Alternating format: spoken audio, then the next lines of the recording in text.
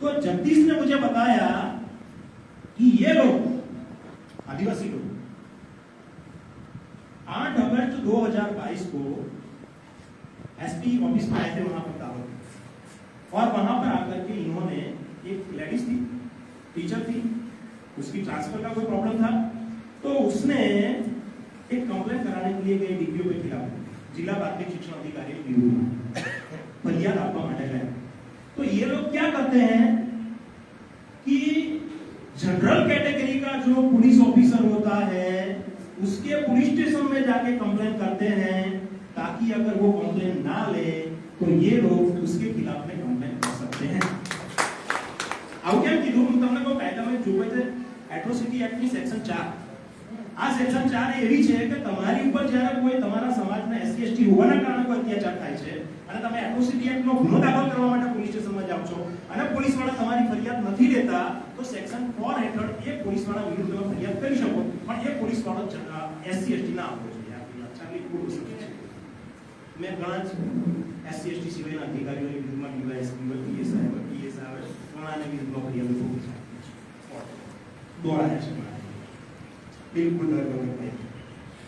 तो आ सेक्शन 4 की बात भी ध्यान करे છે કે ये लोग कर सके इसलिए वो लोग वहां जाते हैं। એનો મતલબ કે આપણે લોકો બિલકુલ ટાર્ગેટ કરીને જઈએ છીએ અને ફરિયાદ કરવા માટે જઈએ છીએ।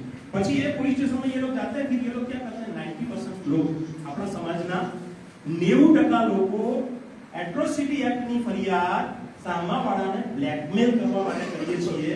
આવી વાત આ નેહા કુમારીએ કરી। તો તમને બધાને પ્રશ્ન છે મારો કે આપણા સમાજના લોકો એટ્રોસિટી એક્ટ હેઠળની ફરિયાદ તો લોકોને બ્લેકમેલ કરવા માટે કરે છે। એ બી 90%।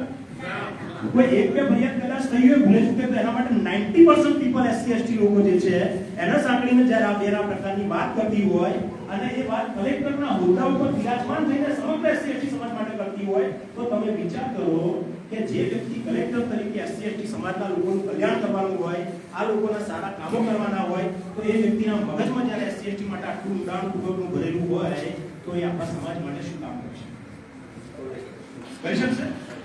એ કોઈ કામ કરી શકશે? અને જ્યારે આપણા વિરુદ્ધમાં પેન ચલાવવાની હશે તો કેવી ચલાવશે? અને બીજી વાત એ કે જગદીશ બાંગરવા જે આઈપીએસ ઓફિસર છે એની ઓફિસમાં થયેલી ઘટનાઓ જે છે એ જગદીશ બાંગરવાએ આ આઈએસ ઓફિસરને કેમ કીધી? હવે એનું કારણ તમને કહું, તમારે શોધવાની જરૂર નથી।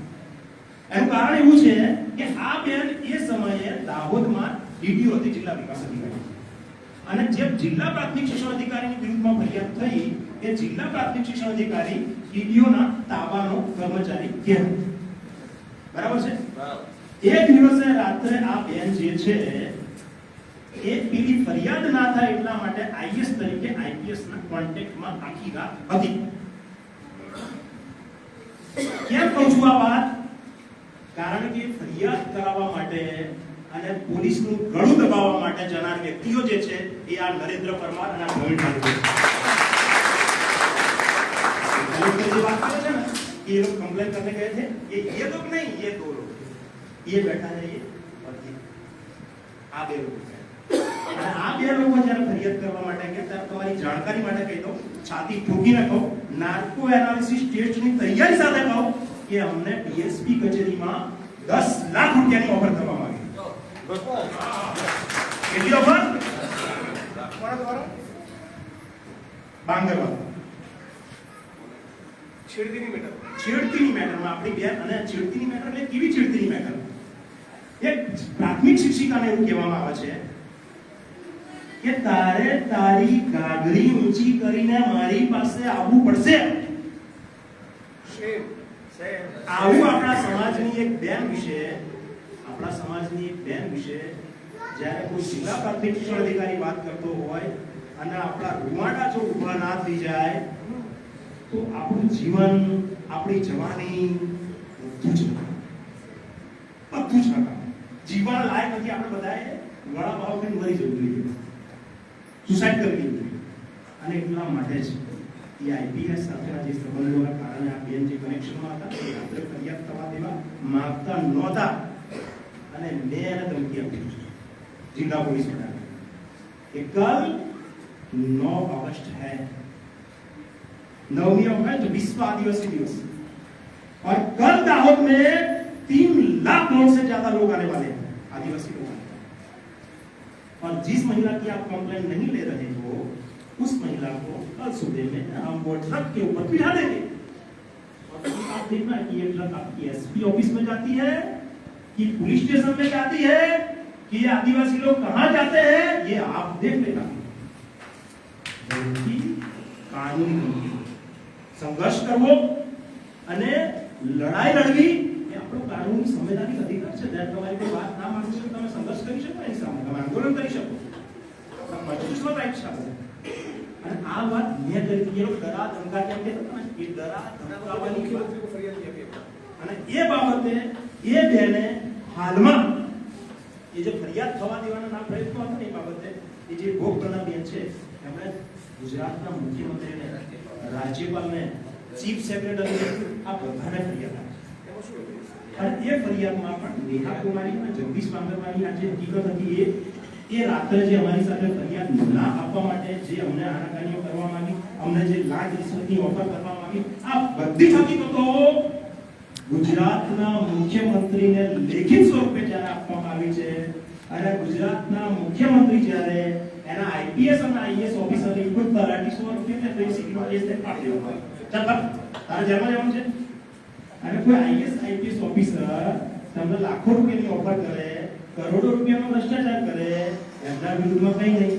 ચલો એ વાત છોડો, ભારતના બંધારણના આર્ટિકલ 17 મુજબ આર્ટિકલ 17 અનટચેબિલિટી પ્રોહિબિટેડ છે, ભાઈ અસ્પૃશ્યતા જે છે કોઈ પણ સ્વરૂપે પાળવામાં નહીં આવે। એટલે આ કલેક્ટર જ્યારે એસસી એસટી લોકો વિશે આટલી વાત કરે તો એ એની કલેક્ટર કચેરીમાં અનટચેબિલિટીની પ્રેક્ટિસ નથી કરતી અને કરે છે તો એની વિરુદ્ધમાં એટ્રોસિટી એક્ટનો ગુનો દાખલ થવો ન જોઈએ, થવો જોઈએ કે ન થવો જોઈએ?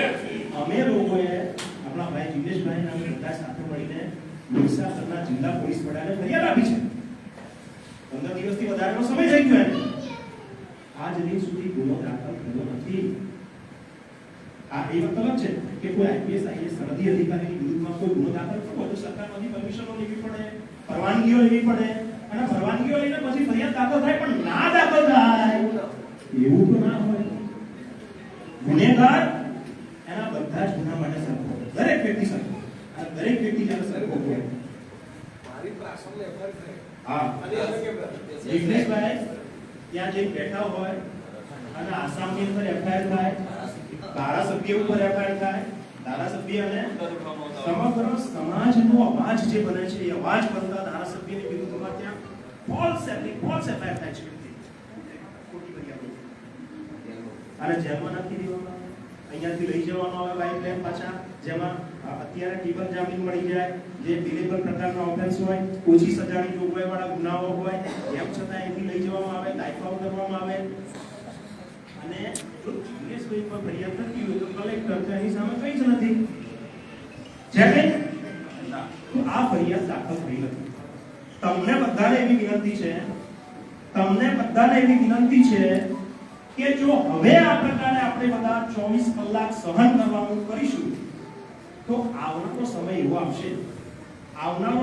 આવશે કે જે દેવદાસીની પ્રથા હતી, આપણે બધા કેડર કેમ્પોમાં દેવદાસીની આવી પ્રથાઓ આખું ફરીથી લાગુ ના કરે એનું ધ્યાન રાખવાની જરૂરિયાત હવે છે।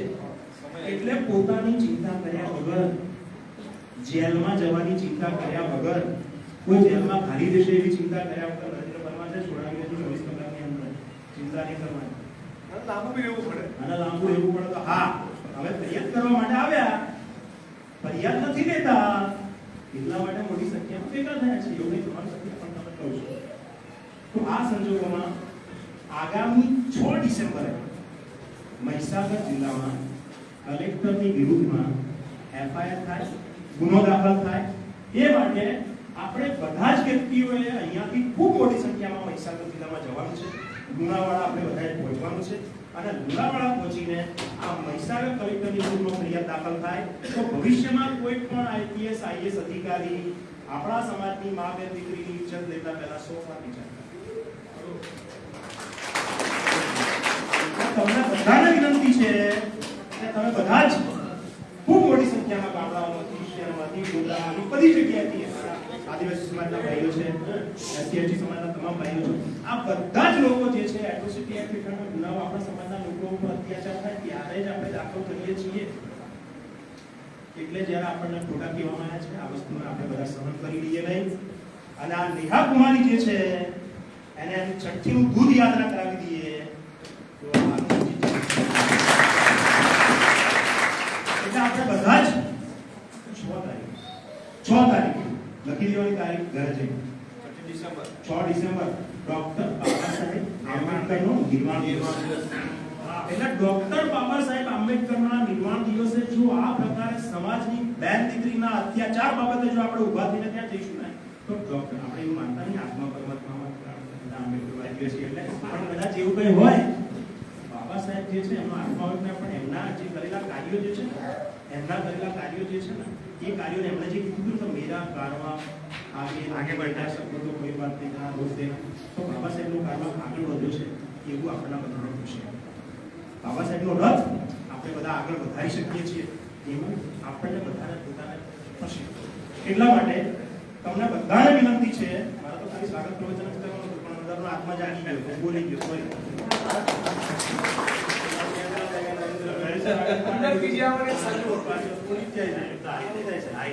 એટલે આપણે બધા જ ખૂબ મોટી સંખ્યામાં પૈસા હાજર રહીશું, આપણી તાકાત બતાવીશું અને તાકાત બતાવીને જિલ્લા કલેક્ટરની વિરુદ્ધમાં ગુનો દાખલ થાય એ માટેના સંપૂર્ણ પ્રયત્ન કરીશું, છેવટના પ્રયત્ન કરીશું. અને જ્યાં સુધી ગુનો દાખલ ના થાય ત્યાં સુધી આપણે અટકીએ નહીં, ત્યાં સુધી આપણે બંધ થઈએ નહીં, ત્યાં સુધી આપણું આંદોલન રોકાય નહીં, આંદોલન અટકે નહીં.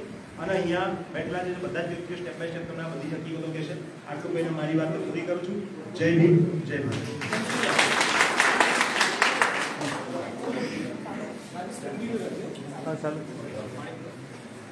ખૂબ ખૂબ આભાર નરેન્દ્રભાઈ એડવોકેટ સાહેબ. આપણે વચ્ચે પ્રોફેસર મકુભાઈ છે, બહુ જ વિદ્વાન માણસ છે, પણ આપણે 5 મિનિટ ફાળવે પછી આપણે મેવાડી સાહેબ સાંભળીએ. તો પ્રથમ ફાળવણી મળી. હેલો જય ભીમ, જય જોહાર. ગુજરાતના એસસી અને એસટી સમુદાયની એકમાત્ર આશા અને એવા આપણા સંઘર્ષવીર નામ દેવાની જરૂર છે, કોઈ ના ઓળખતા હોય એવું છે.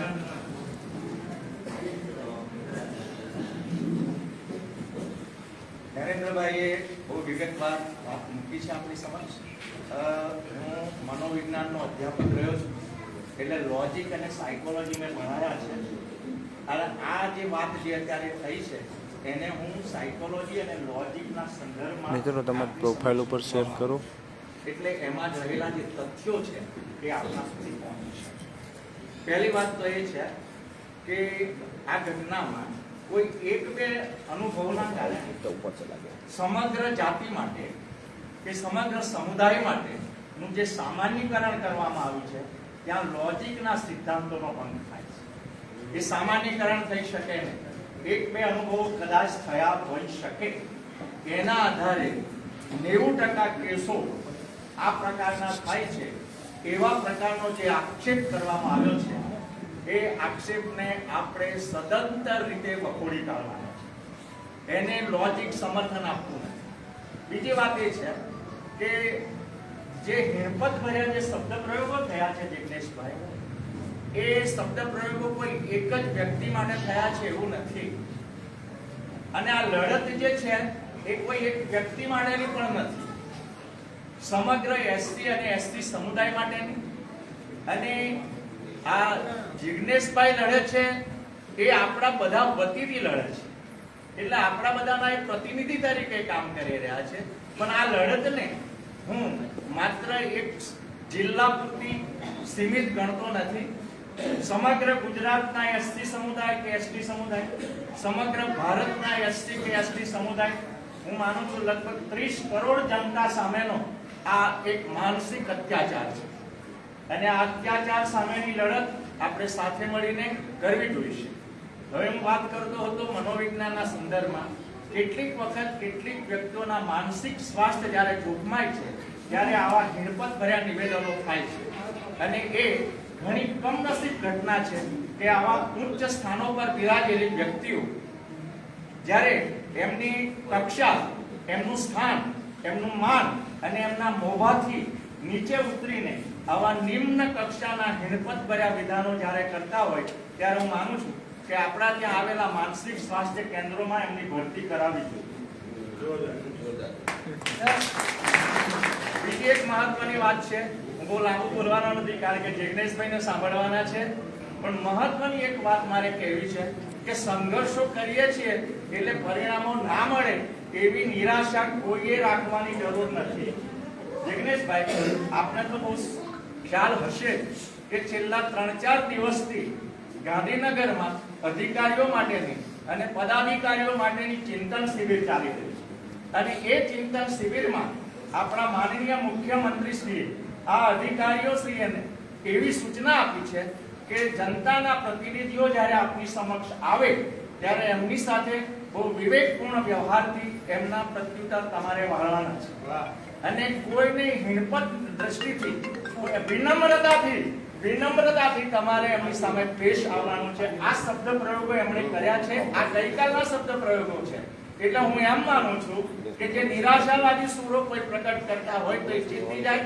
દરેક સંઘર્ષના પરિણામો આવે છે અને આ પરિણામો આવવાના શરૂ થઈ ગયા છે.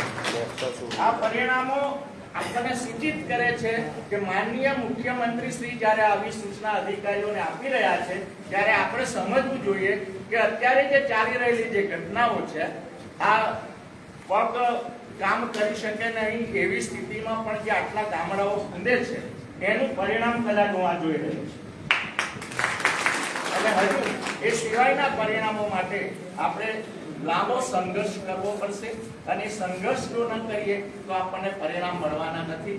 વધારે વિશેષ વાત કરવી નથી, માત્ર આપણે જિગ્નેશભાઈને સાંભળવાના છે. જય ભીમ, જય ભીમ. મિત્રો શેર કરી ગયો, લાઈવ જોઈન છે એ બધા. એના માટે નોટ ભરતી કરી છે, નામ અને નંબર રાખવાના છે, જરા ભરતી રાખજો.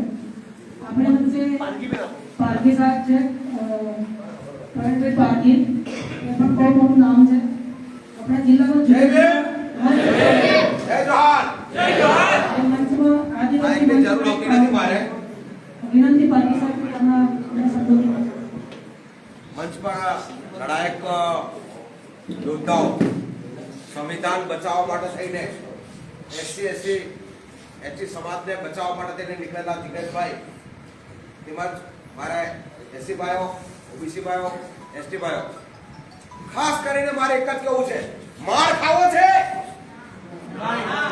માર ખાવો છે તો શું કામ બેઠા છો? આ જિગ્નેશભાઈની રાહ દેખો બેઠા છો? શું જિગ્નેશભાઈની લડાઈ છે? જિગ્નેશભાઈ એનો પોતાનો પગ ફ્રેક્ચર લઈને ફરે છે. શરમ કરો તમે બધા ગોધરાવાડ જિલ્લાના બધા વ્યક્તિઓને કહું છું. આપણા જોડે લુણાવાડામાં એક આઈપીઆઈએસ અધિકારી એસસી એસટી ને એમ કે છે કે 99% ખોટી ફરિયાદો કરે છે એમ. અરે સાહેબ, એને કલેક્ટર કચેરી ભરી નાખો, હું તો કહું છું. અમારે તમામ લોકો યાદ રાખજો, એસસી એસટી અને ઓબીસી ભાઈઓ, આ જે લોભામણી વાતો થાય છે એ કેટલાક સમયથી આપણો અનુભવ થાય છે. જેવી વાત કરે છે એના વિરુદ્ધમાં કામ કરે છે અને આજે પોલીસ તંત્ર આપણી સાથે શું કરીને તમે બધા જાણો છો. સાથે સાથે એક કલેક્ટર કચેરીના એક જિલ્લા મેનેજર કહેવાય એને પણ પોતાનો કાયદાનું ઉલ્લંઘન કર્યું છે, સંવિધાનનું ઉલ્લંઘન કર્યું છે. તો આ બેનને ખરેખર નહીં છોડવા જોઈએ અને બધા લોકોએ જ્યાં સુધી આ બેન જો સસ્પેન્ડ ના થાય ત્યાં સુધી આપણી લડત ચાલુ રહેશે. જો આ લડતો પાછી પાડી કરી તો યાદ રાખજો, આ આવતા સમયમાં તમને ઘરમાં ખુશી ખુશીને મારશે. યાદ રાખજો, તમારા છોકરાઓ, તમારા ભાવિ અંધકારમાં છે. બાબા સાહેબે આલું સંવિધાનથી આપણે રક્ષણ મળ્યું છે. આ લોકો આ બાબા સાહેબના સંવિધાનને ચિત્રા કરવાની પ્રવૃત્તિ કરે છે. એનું ઉદાહરણ આ કલેક્ટર મેડમ છે. મહેરબાની કરીને હું કલેક્ટર મેડમને કહું છું, યાદ રાખજો, આ તમે અમને 99% આદિવાસીઓને 90% ટ્રાઇબલ એરિયાના અંદર તમે અમારું કામ કરી રહ્યા છો, તમે અમારી સાથે આવું વર્તન કરી રહ્યા છો. જ્યાં સુધી તમે સસ્પેન્ડ નહીં થાઓ ત્યાં સુધી અમે તમને છોડવાના નથી. સંવિધાનિક અધિકાર આપો છે. અને અમારી આદિવાસીઓને કહું છું, જ્યારે સંવિધાન દેશનું કામ ના કરતો એને અધિકારી ના માનતા હોય તો રૂઢિગત ગ્રામ સભા બોલાવો. 13(3) કા પ્રમાણે શેડ્યુલ એરિયાને જાહેર કરો અને કલેક્ટરને રાત્રોહનો કેસ કરી આપણે બધા ભેગા કરી. મેવાણી સાહેબે કેસ કર્યો છે, બધાએ કેસ કર્યો છે. આપણે જ્યાં સુધી હું તો કહું છું, કોઈ પણ આ 6 ડિસેમ્બરે કોઈએ ઘરે રહેવાનું નથી. જો રહ્યા તો તમારા ઘર આવતા દિવસો ઉજળી જશે. આ ક્રિયા થવાની છે આવતા દિવસોમાં. જ્યાં સુધી સંવિધાનનો એટ્રોસિટી એક્ટ છે ત્યાં સુધી આપણો બચાવ છે. અને આજે આને ખુદી રહ્યા છે આ લોકો, ખોટા એને ખુદી રહ્યા છે. 99% ખોટા કેસ કરે છે. જો એ લોકોને શિક્ષાત્મક પગલાં લીધા તો સાબિત કરવા માંગે છે કે 99% ખોટા. શું આપણે આ બેન પર અત્યાચાર થયો છે એ ખોટો થયો છે?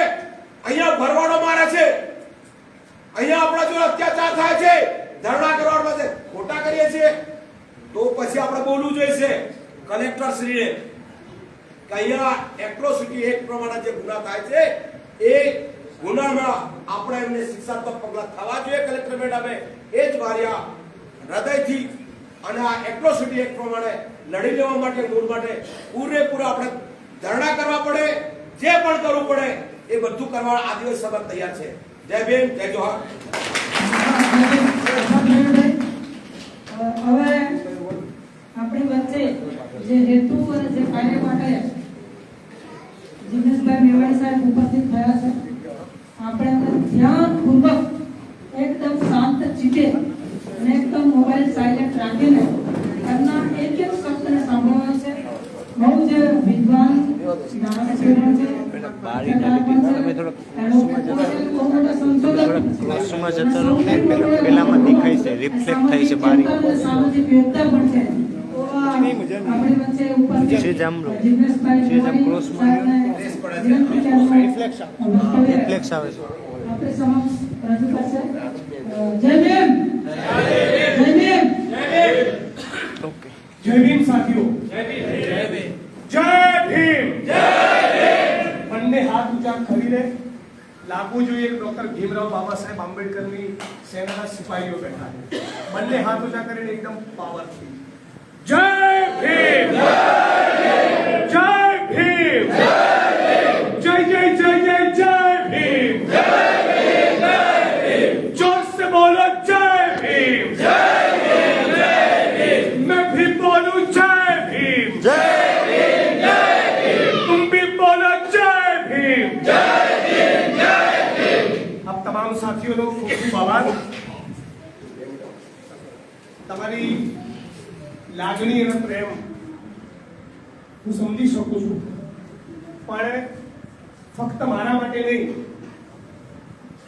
તમામ ધારાસભ્યો, સંસદ સભ્યો, મંત્રીશ્રીઓ અને આઈએએસ આઈપીએસ ઓફિસરો પૈકી કોઈ પણ માટે સર અને સાહેબ શબ્દનો પ્રયોગ કરવો નહીં.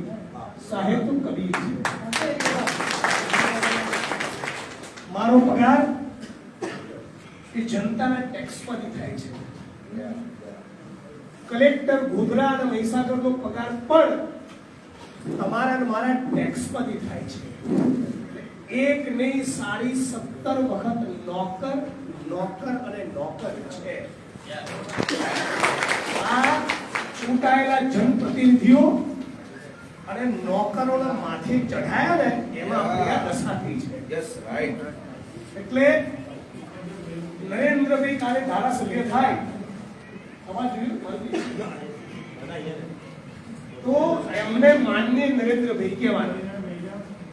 પ્રવીણભાઈ કાલે યુપીએસસી પાસ કરીને એસપી થાય તો માનનીય પ્રવીણભાઈ કહેવાના. આ સાહેબનું છોગું એ પણ કબીર સાહેબ માટે રાખી છે. સાથીઓ, આજે ગોધરામાં તમારી જે ઉર્જા હું જોઈ રહ્યો છું. હમણાં મેં કડાણામાં મીટિંગ કરી, સંતરામપુરમાં મીટિંગ કરી, લુણાવાડામાં મીટિંગ કરી, માલાસિનોરમાં કરી, આજે ફરી સંતરામપુરમાં સંજેલી કે શું કે ગોરામાં કરી અને ગઈકાલે દાહોદમાં હતો. પાલાસિનોર પછી સૌથી કરંટ વાળી કોઈ મીટિંગ હોય તો આ ગોધરાની આ મીટિંગ છે. અને આ એવી મીટિંગ છે જેમાં 6 તારીખે આવજો એવું કહેવાની મને જરૂર લાગતી નથી. માણસના ચહેરાનું નૂર કહી જાય. એ તો બોડી લેંગ્વેજ હોય ને માણસની. કોઈ ઢીલું ન હાથ મિલાવવાનું, કોઈ આમ આવો હાથ મિલાવવાનો. બીજા ધારાસભ્ય બોલે, હું બહુ ફરક પડે. તમારો કરંટ અલગ દેખાઈ જાય. આજે આપણે બધા જ એકદમ લડાકુ મિજાજ સાથે અને ઉર્જા સાથે ભેગા થયા છીએ ત્યારે એક સૌથી પહેલો પ્રસ્તાવ તમારી સમક્ષ મૂકવા માંગુ છું કે શું ઓબીસી, આદિવાસી, મુસ્લિમ, ડીએનટી, દલિત ગુજરાતનો આ ગરીબ, પીડિત, શોષિત, વંચિત વર્ગ 365 દિવસમાંથી ગાંધીનગર વર્ષના 5 વખત ખાલી એક 50,000 લાખ લોકોની રેલી ના કરી શકે યાર. 365 દિવસ પછી 360 દિવસ તમે તમારું જીવન જીવો. આબુ જાઓ, દીવ જાઓ, ગોવા જાઓ, મને બી લેતા જાઓ, બેનપણી જોડે જાઓ, મોજ કરો, બધું જ કરો. ઘર, પરિવાર, કામ, ધંધો, રોજગાર બધું જ છે. પણ એક આંદોલન માટે, ગુજરાતના આ શ્રમિકો માટે, વંચિતો માટે 365 દિવસ પછી 5 દિવસ આપણે સંગઠનના અને પાર્ટીઓના ઠંઠાના ઝંડા મૂકી એક 2 લાખ લોકોની રેલી નથી કરતા. મને ખરેખર દુઃખ થાય છે. ને તો આ નોબત ના આવી હોય. હું તો એમ કહેવા માંગુ છું કે 1% કેસમાં પણ આને 6 ડિસેમ્બરે સસ્પેન્ડ ના કરે ને તો 14મી એપ્રિલની તૈયારીમાં લાગી જઈએ ગાંધીનગરમાં. 14મી એપ્રિલ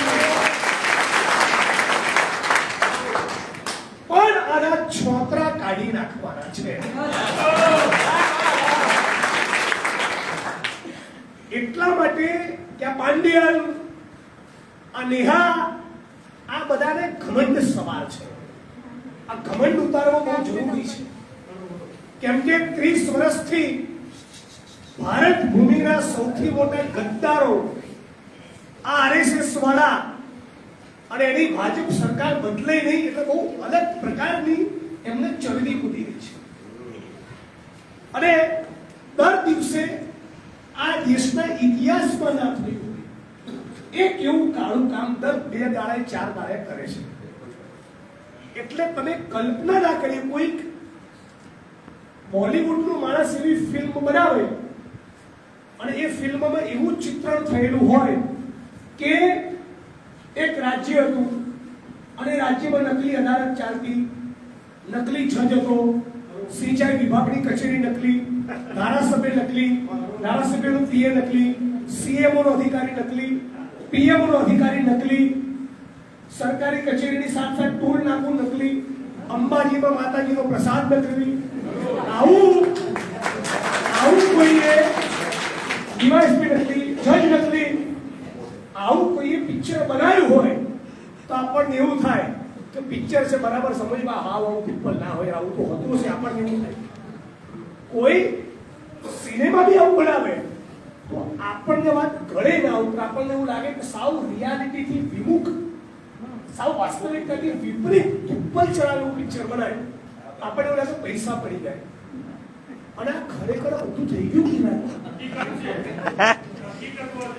અને આ લાઈવમાં કેટલી વાર ખુલાસો કરું કે શેર મહીસાગરથી નવરો પડું એટલે 2 મામલતદાર અને 2 આસિસ્ટન્ટ કલેક્ટર રેન્કના 4 અધિકારીના ત્યાં હલવાણી માતા બરાબર ગરબે રમે એવી નકલી કચેરી મેં શોધી રાખી છે. અને મારી જોડે કોઈ સમાધાન થતું નથી. એ કમલમને ખબર છે, ગાંધીનગરને ખબર છે અને આસામ પોલીસને ખબર છે. પણ આ આટલી હિંમત આવે છે ક્યાંથી એ સમજજો બરાબર.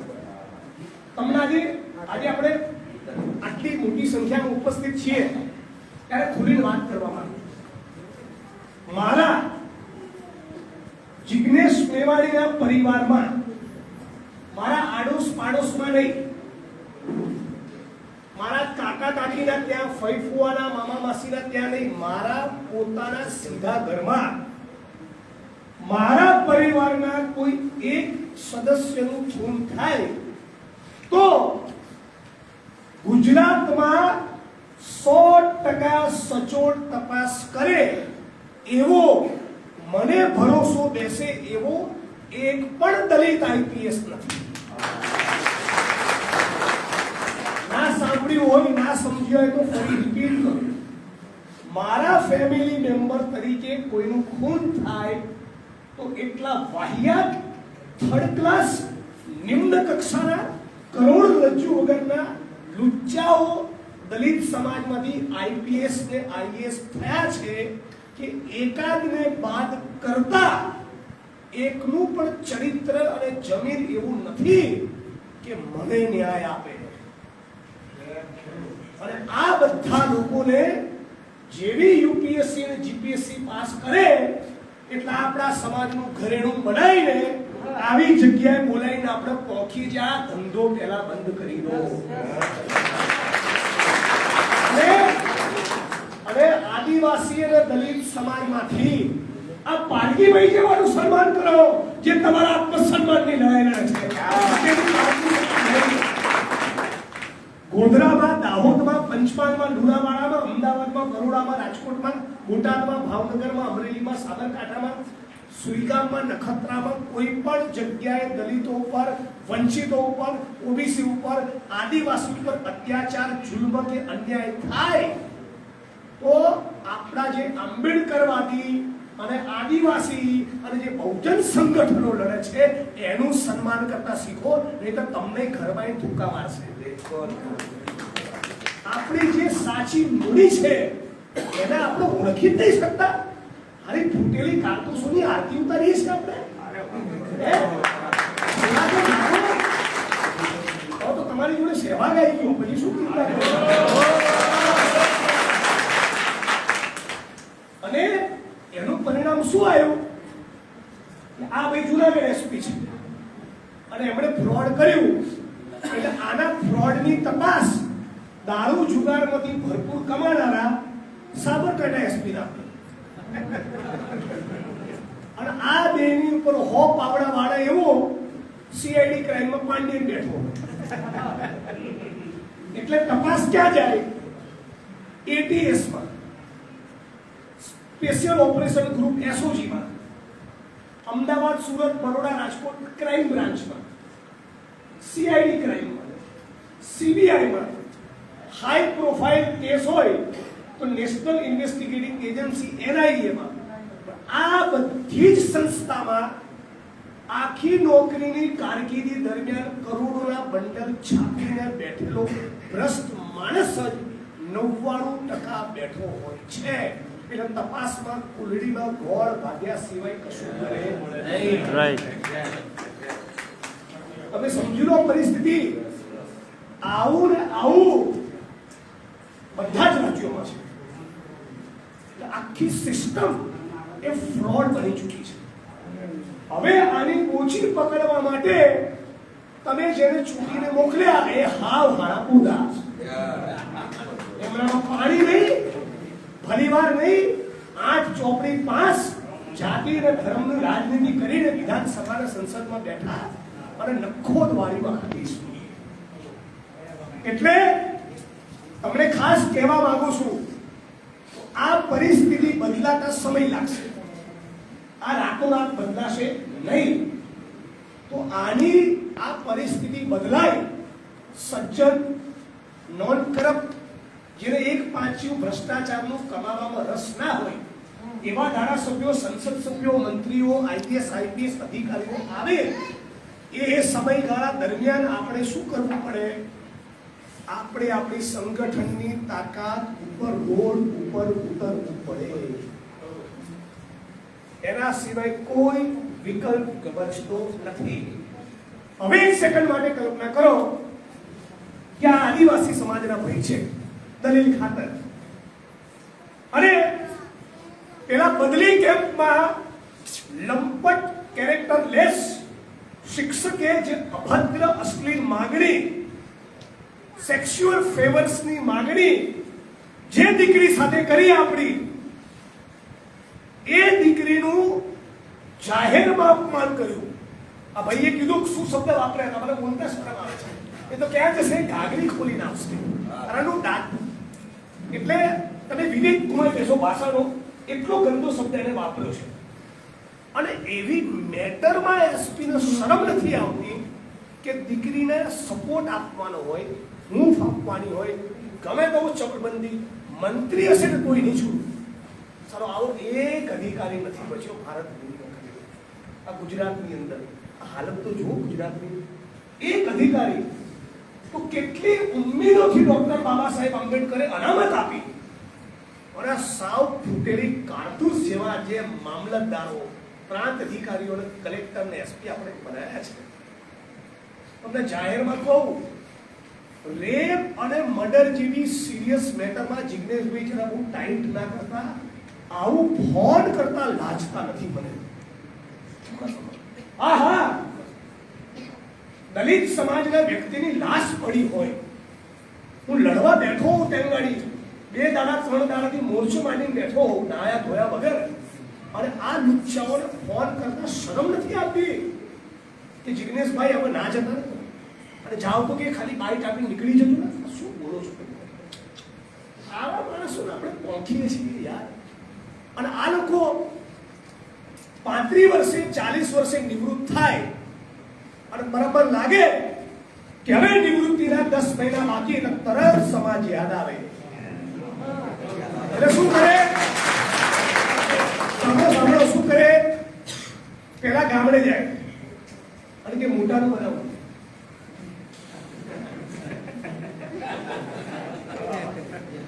શું કે ગામડે જઈ મને તો હજી મોટાનું ભાવ છે. એટલે જેને એના રૂટ્સ, હું તો મારા મૂળ ભૂલ્યો નથી. સાંભળતા જાઓ.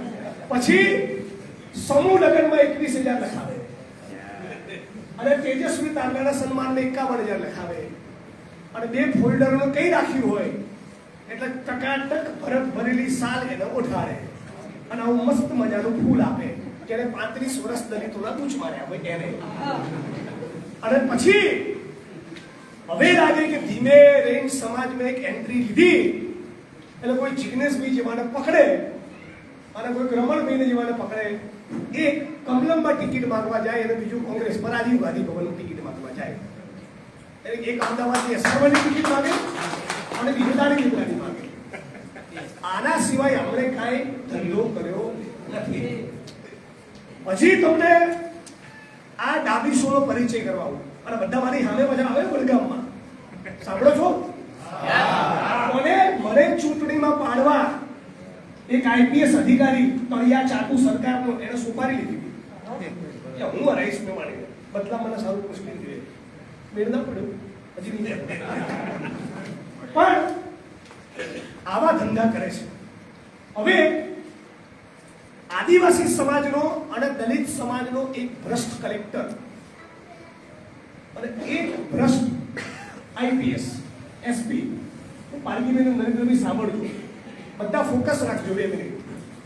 એ એવરેજ 1 થી 2 કરોડ કમાતો, જમીનોની ફાઇલોમાં પેટ્રોલ પંપ કર્યો હોય, બીજાના નામે ગેસની એજન્સી કરી, ગેરકાયદેસર ખનન ચલાવે, દારૂમાંથી કમાય, એનેમાંથી કમાય, સરકારની ચાપલૂસીમાં કમાય, ખોટું કરવામાં કમાય, સાચી ફરિયાદ લેવામાં નહીં લેવામાં, દંડો મારવાના નહીં મારવાના, બધા જ પ્રકારની ઇલીગલ પ્રવૃત્તિમાંથી શેડ્યુલ કાસ્ટ, શેડ્યુલ બધા અધિકારીઓ, એકલા દલિત આદિવાસીની વાત નથી, પણ તમે તો સાવિત્રીબાઈ ફૂલેની જય બોલાવો છો ને, તમે તો જ્યોતિબા ફૂલે ને રામાસ્વામી પેરિયારની જય બોલાવો છો, તમે તો બિરસા મુંડા માટે તમને બહુ પ્રેમ હતો ધોરણ 8માં, તમે તો 14મી એપ્રિલમાં ભાગ લેતા હતા.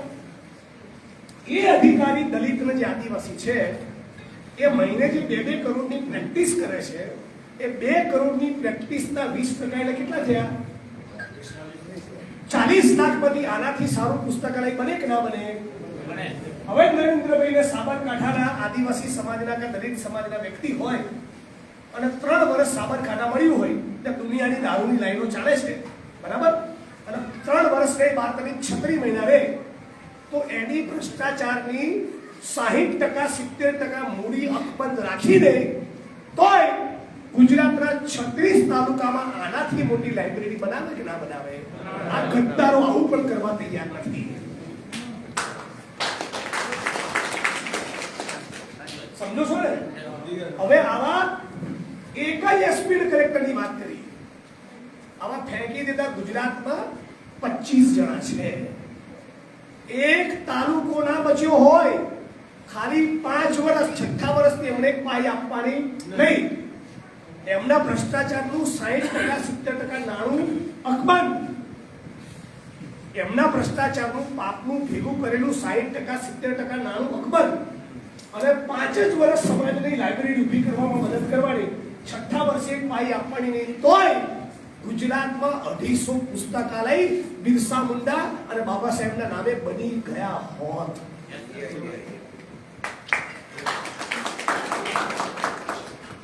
કોઈક દિવસ સરકાર બને ને અને આમાંથી 2-4 ને ખંચેરાવડાવું ને તો વચ્ચે ના આવતા, એડવાન્સ પકડી રાખું છું.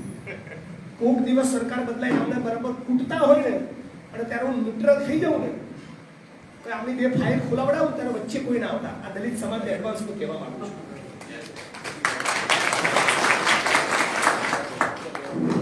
જ્યોતિબા ફૂલે, સાવિત્રીબાઈ ફૂલે, બાબા સાહેબ આંબેડકર, રામાસ્વામી પેરિયારની વાત નરેન્દ્રભાઈ કરવાની, અને સન્માન પેલા કોઠા જેવું હોય આપણો ભ્રષ્ટાચારી એનું કરવાનું. ધોકા પડતા હોય ત્યારે એફઆઈઆર કરાવવા પારગીભાઈ જવાનું, પોલીસ દંડા મારતી હોય ત્યારે નરેન્દ્રભાઈએ જવાનું, જિગ્નેશભાઈ જવાનું, પારગીભાઈ જવાનું, અને સાલ પહેલાનું ઉઠાડવાની. આ ધંધો બંધ કરી દો, અને પહેલા તો ફોન કરો ને, બાકીના 12 ક્યાં મરી ગયા? હું એકલો જ કેમ ગુનાવાળામાં પડ્યો છું પગલે?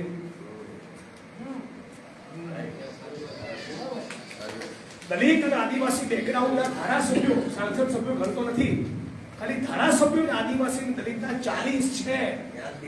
હાલા ડૂબી મરો, આપઘાત કરી લો, તમારી માના પેટમાં મરી કેમ લાગે એવું કે છે. કોઈ લેવા દેવા જ નહીં સમાજ સાથે. મિત્રો શેર કરો. જે સર્કિટ હાઉસમાં આ લોકો રોકાય છે એનો 90% સ્ટાફ કોઈ કોળી પટેલ, કોઈ દેવી પૂજક, કોઈ રાવળ, કોઈ ઠાકોર, કોઈ રબારી, કોઈ આદિવાસી, કોઈ વાદી મદારી, કોઈ દલિત આ જ છે. જે સર્કિટ હાઉસમાં આપણા નેતાઓને અધિકારીઓ રોકાય છે એની ચાદર બદલવા કે રૂમમાં ચાદર ગ્લાસ લઈને જે આવે કે ટોયલેટમાં જે ફિનાઇલ નાખે કે સર્કિટ હાઉસના બેડની પથારીની જે ચાદર બદલવા આવે છે એ મજૂર શ્રમિક કોણ છે? આ જે CST ઓબીસી છે એના લઘુત્તમ વેતન આપવા તૈયાર નથી.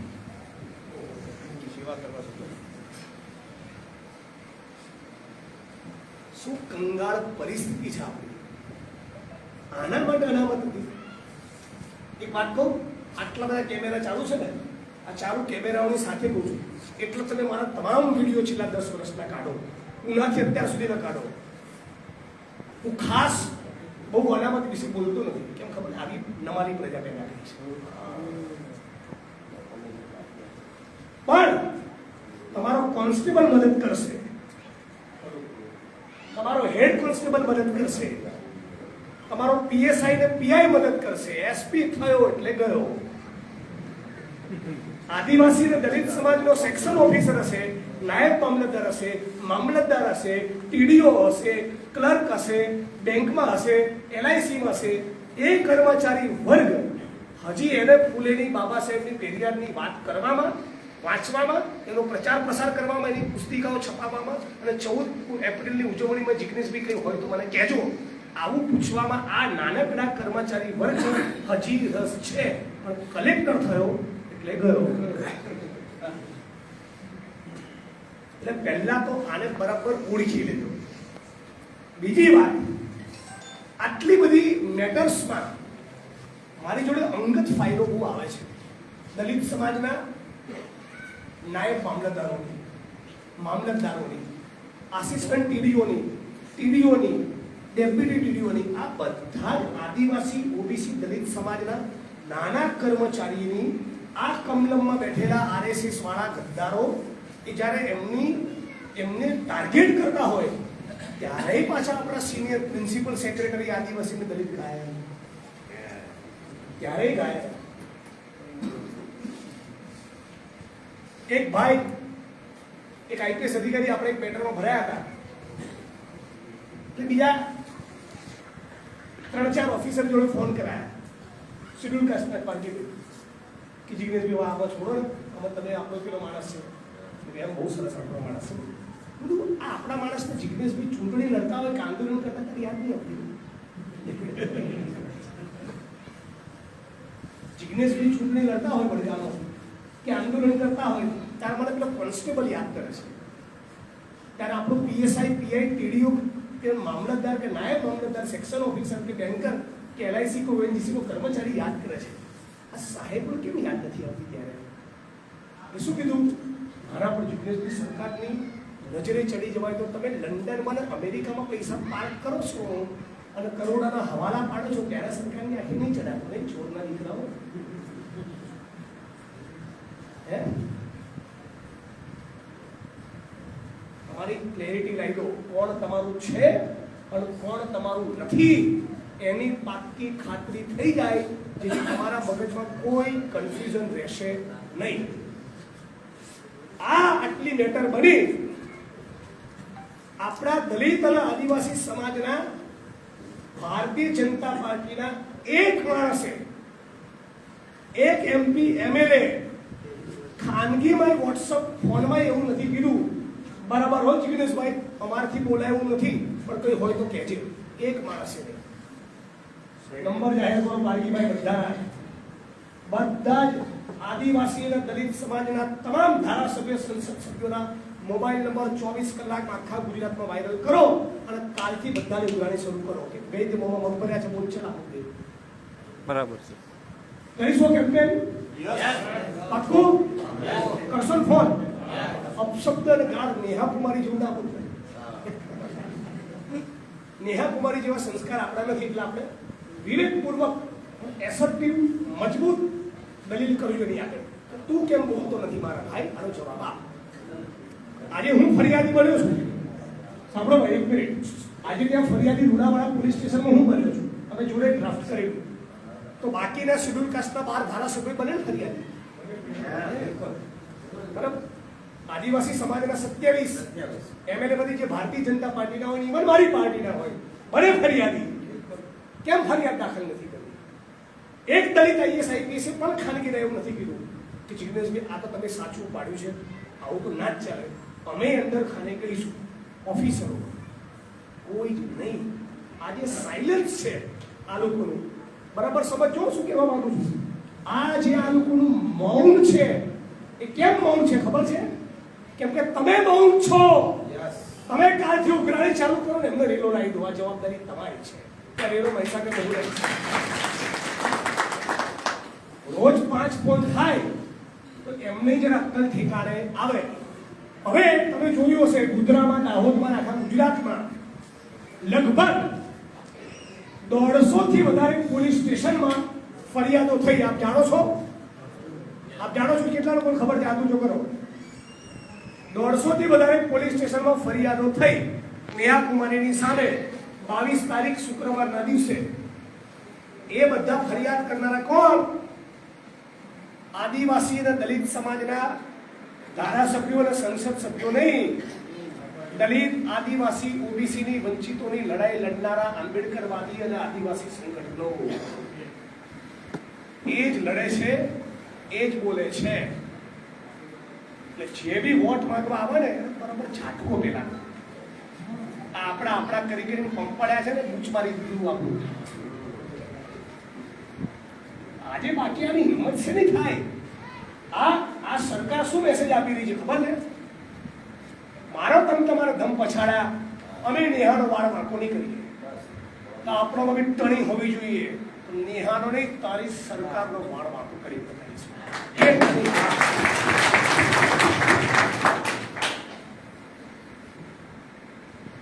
અને આસામમાં તો ત્યારે એક અધિકારી કીધું હતું, જીગ્નેશભાઈ તુમકો તો सब मिल सकता है, क्यों इतना पंगा करते हो? મેં કીધું મારી કરોડરજ્જુ મજબૂત છે, તમારા જેવું નથી. આ કરોડરજ્જુ છે ને એ શરીરનું બહુ મહત્વનું અંગ છે. બધા ઢીલા ઢસ થઈ ગયેલા અધિકારીઓ અને નેતાઓની દુનિયામાં લડનારા માણસોની કરોડરજ્જુ મજબૂત હોય ને તો ભલભલાના પરસેવો છોડાઈ દે. અને એક વસ્તુ યાદ રાખજો બધા જ યુવાન મિત્રો, એવું ના સમજતા કે કાલે તમારો વારો નહીં આવે. વડગામના લોકપ્રિય ધારાસભ્યને 2,500 કિલોમીટર દૂર આસામની જેલમાં ટ્વીટ કરવા બદલ નાખી એની ગાડીમાં મહિલા પોલીસના ષડયંત્રના ભાગરૂપે બગલમાં બેસાડી છેડતીની ફરિયાદ થઈ શકતી હોય તો તમારો બી વારો ક્યારેક આવી શકે છે. અને તમારો વારો આવ્યો તો કોઈ બચાવવા નહીં આવે. એટલે નરેન્દ્રભાઈને અડે ત્યારે પારગીભાઈ રેડી હોવો જોઈએ, પારગીભાઈને અડે ત્યારે જિગ્નેશભાઈ રેડી હોવા જોઈએ, જિગ્નેશભાઈને અડે ત્યારે પ્રોફેસર સાહેબ રેડી હોવા જોઈએ. બધા જ દલિત આદિવાસી ઓબીસી ને ગરીબ વર્ગો એકબીજાની મુઠ્ઠી પકડી રાખીશું તો આખું હિન્દુસ્તાન આપણું છે, ખાલી લુણાવાડા નહીં. શું આખું ભારત આપણું છે? આપણી તાદાદ સંખ્યક ફિગર આંકડો તો જુઓ. દલિત સમાજ, મુસ્લિમ સમાજ, ઓબીસી સમાજ, બીએનટી સમાજ, આદિવાસી સમાજ, ભારતનો 80-85% વર્ગ છે. અને તોય જિગ્નેશભાઈ 100 વર્ષનો પ્લોટ અપાવો, અંત્યોદયનું કાર્ડ કઢાઈ આપો, બીપીએલમાં નહીં થવું.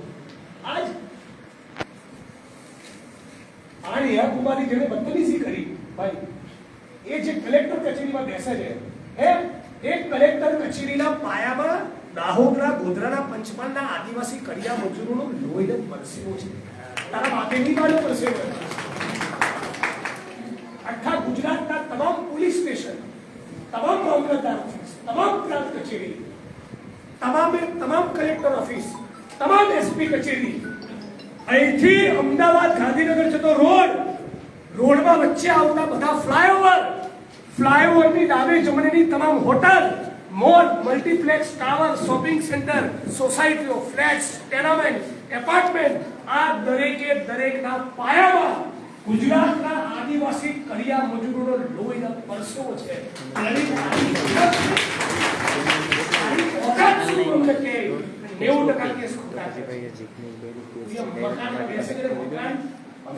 એવું કરો ને હું કામ ગુજરાતની વિધાનસભા જે મકાનમાં બેસું કોણે બાંધ્યું છે? કોણ બાંધ્યું છે? આજ શ્રમજીવી વર્ગ જે મુખ્યત્વે આદિવાસી છે ગુજરાતમાં, આ તો પેલો લુચ્ચો ભારત ભૂમિનો સૌથી મોટો લુચ્ચો શું કે મેં ગુજરાતમાં વિકાસ કરી નાખ્યો. આખું બાંધ્યું કોને લ્યા?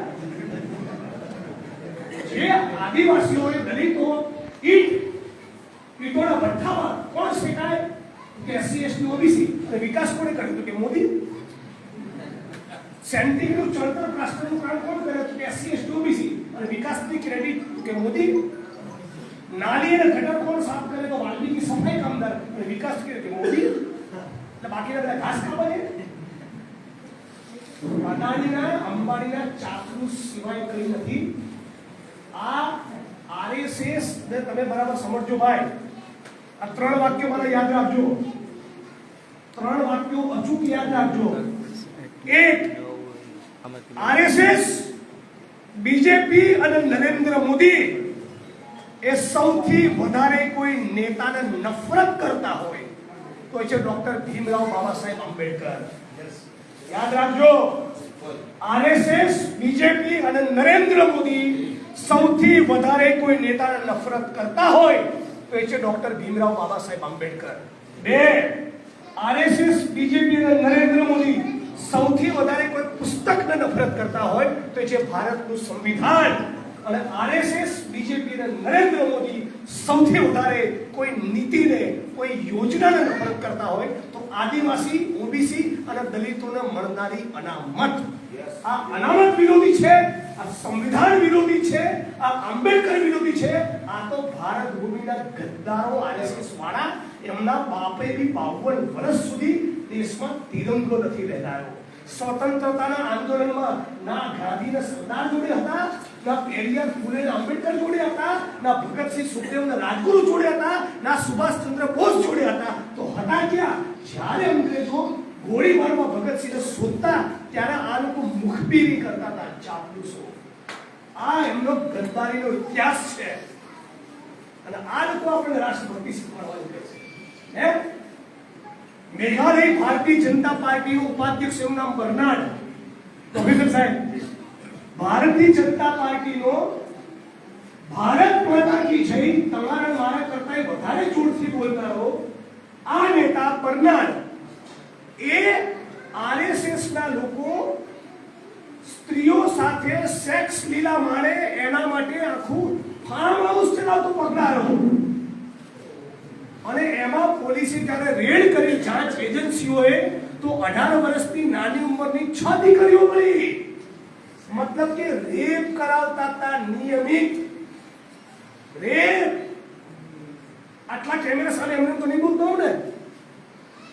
જસદણમાં, રાજકોટ જોડે જસદણમાં 2-3 મહિના પૂર્વે ભારતીય જનતા પાર્ટીના મહિલા કાર્યકર્તાએ મીડિયા સમક્ષ નિવેદન આપ્યું કે અમારા ભાજપના નેતાઓએ 6 દીકરીઓ પર દુષ્કર્મ કર્યું.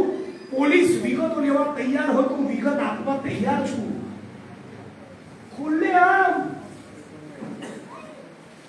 એટલે મહેરબાની કરીને તમારામાંથી લાગતું નથી, પણ એક માણસ બી બીજેપી નો વોટ આપતો હોય ને તો ચેતી જજો. અને હજી મારી વાત ગળે ના ઉતરી હોય અને હજી ક્યાં જ ચાપ દબાવવી હોય તો નો પ્રોબ્લેમ દબાવજો, પણ તમારી બેન દીકરીને ભાજપના કાર્યાલય ના ઉભરતા. આટલી તમને અપીલ પકડી દઉં. આ બહુ ડેન્જર લોકો છે. એટલે આજની મીટિંગમાં એક સંકલ્પ કરો કે આપણે આપણા શત્રુ અને મિત્રોને ઓળખીશું. બીજું, સમાજની જે બધી ધૂપલો છે ને એ બધી ફૂસ કાઢી નાખો. બહુ તમે આપણો લોન લઈને ફરો છો, એના માટે કરો, કામમાં આવે છે. આ 20,000 વીઘા દલિતોની જમીન તમારા છે, અમે કબજા ખાલી કરાવવા દઈએ છીએ. તારું એ ક્યાંય ઉભો નથી થયું. કેટલી જમીન તમારામાં મને ખબર છે. 20,000 દલિતોની માલિકીની, દલિતોને ફાળવેલી 20,000 વીઘામાં દબાણ. એક એફઆઈઆર નથી કરતા, એક કબજો ખાલી નથી કરતા આંદોલન ના કરું ત્યાં સુધી. અને આ તમામ બધા દલિત ધારાસભ્ય, સંસદ સભ્યો આ મંજીરા બગાડે છે. કઈ લેવા દેવા જ નહીં, કોઈ કન્સર્ન જ નથી. તો આ બધું પ્રતિનિધિત્વ એને ખતમ કરી આવા માણસોનો મોકલો પાર્લામેન્ટમાં, એસેમ્બલીમાં. આ તમારો વાત છે. હિંમત આપો જેથી તમને હિંમત પડશે. આજે એક વસ્તુ ગૌરવથી કહું આપ સૌને કે બોટાદમાં, ભાવનગરમાં, અમરેલીમાં, જુનાગઢમાં, ગીર સોમનાથમાં, પાટણમાં, બનાસકાંઠામાં, મહેસાણામાં, સુરતમાં, બરોડામાં, રાજકોટમાં, અમદાવાદમાં, સુરેન્દ્રનગરમાં જ્યાં પણ પેલા પીએસઆઈ ને પીઆઈ તાણી કરે ને એટ્રોસિટીની સાચી જેન્યુઇન મેટરમાં એફઆઈઆર તો ના કરે, અંદર ઘૂસવા નથી દેતા. એ બધા કાર્યકર્તાઓની મીટિંગ હું સીધી એસપી આઈજી જોડે કરાવું છું. ચાલ તું બાદ તારી જરૂર નથી. આવા બીજા 4 પેદા થાય તો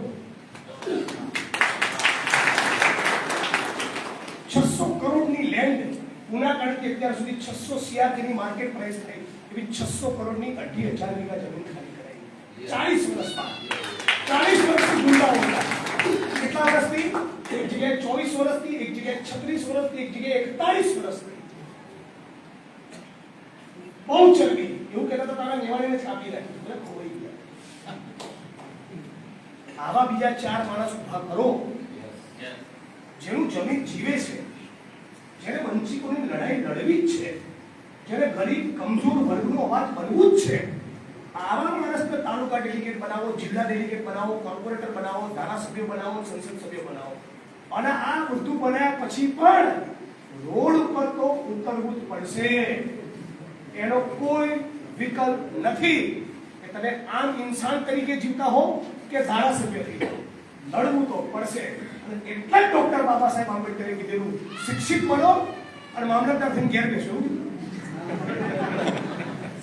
શિક્ષિત બનો અને LIC માં નોકરી મળી જાય એટલે પાલીના બીચ ઉપર ફરવા જાવ. એવું શિક્ષિત બનો, સંગઠિત બનો અને સંઘર્ષ કરો. આ દેશ દુનિયામાં, જગતમાં, જીવનમાં, સમાજમાં સંઘર્ષ વગર કશું જ મળતું નથી. અને સંઘર્ષ કરો તો ક્યારેક એની કિંમત પણ ચૂકવવી પડે. મફતમાં આસામનો આટલે ખાવા મળે, કોકરાજાર તાલુકાની જેલ જોવાય મળે. પણ એ જવાન મિત્રો, આ તમારી છાતી પર અને તમારી પીઠ ઉપર આ RSS ની સરકારની સામે લડતા એક દંડો જો નથી પડ્યો ને, તો તમારી 14મી એપ્રિલની ઉજવણીનો કોઈ મતલબ નથી. તમારી આ છાતી પર અને પીઠ ઉપર આ સરકારની સામે લડતા એક દંડો નથી પડ્યો અને જીવનને 24 કલાક જેલ નથી ગયા ને, ધૂળ પડી તમારી જવાનીમાં. તમે તો જવાન નથી, 25, 28, 35 વર્ષની કાયાવસ્થા પતી ગયેલા વૃદ્ધો છો. ઉંમરના કારણે કોઈ જવાન નથી. જવાન તો વસલાથી. મેં 92-93 વર્ષની ઉંમરના એક્ટિવિસ્ટોના લડતા જોયા છે. 90 to 93 ના માણસો લડે નહીં, ધરણામાં બેસે. આપણે જે કરીને ઘેર હોઈ જવાનું 14મી એપ્રિલ પછી. અને બાકીના 364 દાડા તો નરેન્દ્રભાઈ છે, જિગ્નેશભાઈ છે ને. જય ભીમ બોલવાનો મતલબ શું? ભીમના હૃદયમાં, ડોક્ટર BR આંબેડકરના હૃદયમાં આ વંચિતોની લડાઈ કે સમાનતા સ્થપાય, એનો હક અધિકાર મળે, ભારત ભૂમિના સંસાધનોની વહેંચણી SC, ST, OBC ને ગરીબોમાં થાય. આ ડોક્ટર આંબેડકરનું સ્વપ્ન હતું. આ સ્વપ્ન સાકાર થાય એના માટે જો તમે લડો તો 14મી એપ્રિલની ઉજવણી, તો બિરસા મુંડાની જયંતિની ઉજવણી, તો જ્યોતિબા અને સાવિત્રીબાઈ ફૂલે અને રામાસ્વામી પેરિયારને યાદ કરવા એ સાર્થક થાય. સાથીઓ, આપણે છેલ્લી હાથ જોડીને અપીલ કરું છું, આપ સૌ એજ્યુકેટેડ માણસો છો, એનર્જી વાળા દેખાવ છો. અહીંયા બેઠેલા તમામે તમામ માણસ પોતાના ઘરનો પ્રસંગ સમજી, સમાજનું કામ સમજી આ આત્મસન્માનની લડાઈમાં બીજા 10 માણસો સાથે 11 વાગ્યાની પહેલા 6 ડિસેમ્બર ડોક્ટર બાબા સાહેબ આંબેડકરના નિર્વાણ દિન નિમિત્તે 11 વાગ્યાની પહેલા લુણાવાડા કલેક્ટર કચેરીની બહાર પહોંચજો.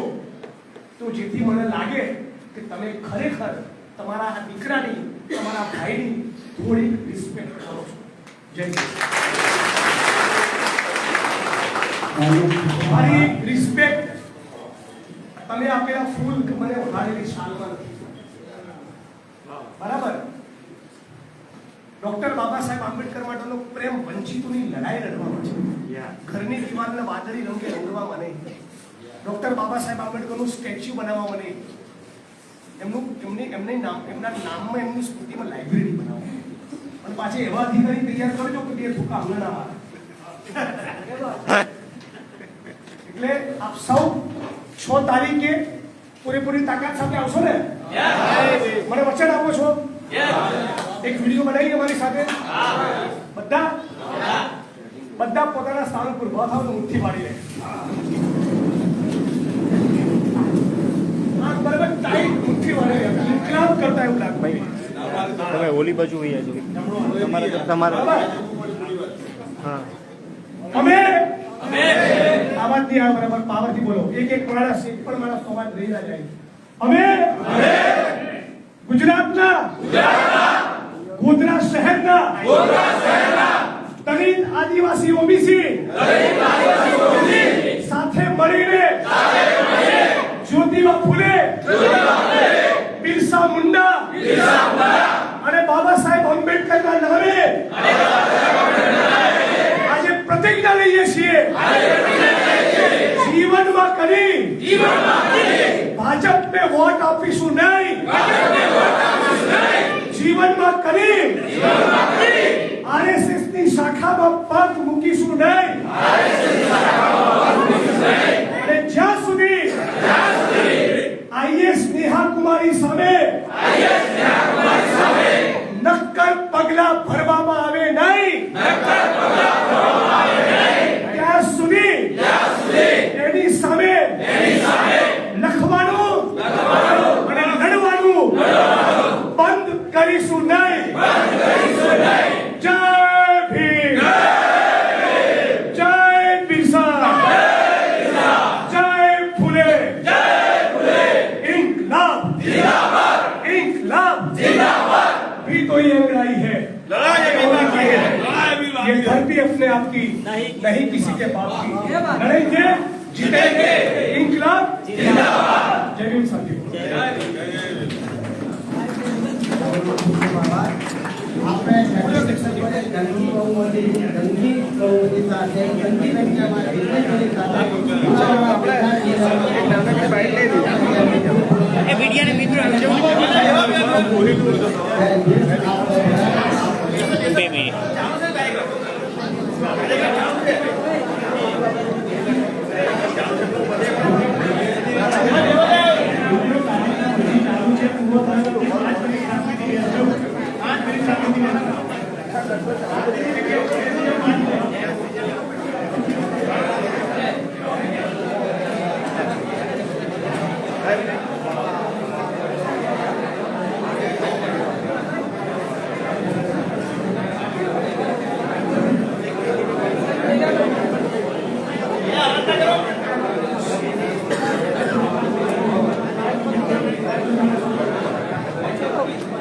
મિત્રો શાંતિ રાખજો, 2 મિનિટ. કોન્ફરન્સ ચાલે છે.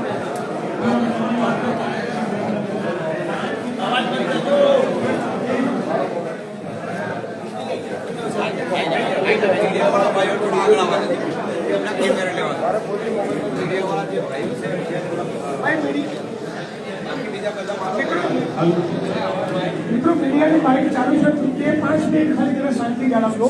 તમામ મિત્રો ખાલી 2 મિનિટ. સાહેબ આપણે હા બાકી વાત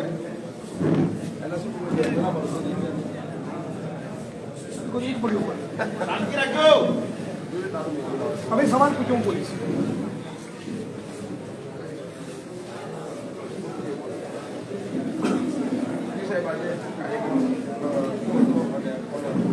મહીસાગર જિલ્લાના કલેક્ટર નેહા કુમારી અમદાવાદમાં જ્યારે ડેપ્યુટી મ્યુનિસિપલ કમિશનર હતા ત્યારે હાથમાં દંડો લઈને દોડતા અને માલધારી સમાજની બહેનોને હટ સારી હટ હરામી આવા અશ્લીલ અને ગંદા શબ્દોથી નવાજતા અને એવું જ બેહુદું વર્તન એમણે મહીસાગર જિલ્લાના તાલુકા સ્વાગત કાર્યક્રમમાં 23 ઓક્ટોબરના રોજ વિજય પરમાર નામના 29 વર્ષના દલિત યુવાન સાથે કરી એને હરામી સાલા ચપ્પલ ખોલકર માર ખાને કે લાયક है.